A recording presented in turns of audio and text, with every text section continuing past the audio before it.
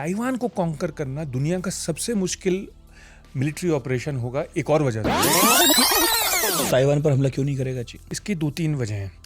पहली बात तो चीन ने देख लिया कि क्या हुआ रूस का यूक्रेन में और अमेरिका का हाल ईरान में। दूसरी बात यह है कि ताइवान बहुत ही हेवीली आर्म्ड है, मतलब अमेरिका ने उसको भर दिया है वेपन्स के साथ। ताइवान ने वो खरीदे हैं, मतलब पैसे से सारे वेपन्स, ऐसा नहीं है कि कोई गिफ्ट दिया है। तीसरी बात यह है कि ताइवान की ज्योग्राफी ऐसी है कि उसको कॉन्कर करना बहुत मुश्किल है। 2/3 कंट्री जो है वो पहाड़ है, सिर्फ 1/3 फ्लैट है।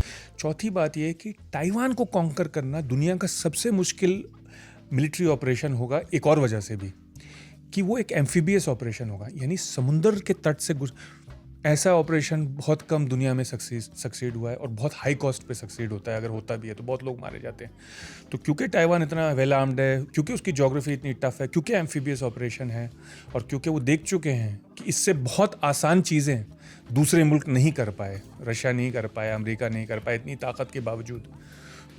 और ताइवान को कॉन्कर करने का मतलब ये है कि जो उसकी सबसे कीमती चीज़ है वो तो राख हो जाएगी, यानी कि चिप की फैक्ट्रियाँ, चिप डिज़ाइन फैक्ट्रियाँ।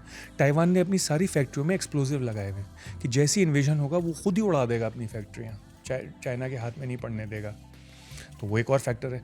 छठा फैक्टर ये है कि अमेरिका, बाइडन तो पूरी तरह से लड़ने को तैयार था ताइवान के लिए, 4 बार उसने कहा, यानी कि अमेरिका की जो पॉलिसी है वो स्ट्रेटेजिक एम्बिग्विटी की है कि हम बताएंगे नहीं। वो इसलिए बताते नहीं क्योंकि वो चाइना को भी डर में रखना चाहते हैं और ताइवान को भी नहीं चाहते कि ताइवान भी इंडिपेंडेंस डिक्लेयर कर दे, तो ताइवान को भी डर में रखना चाहता है अमेरिका।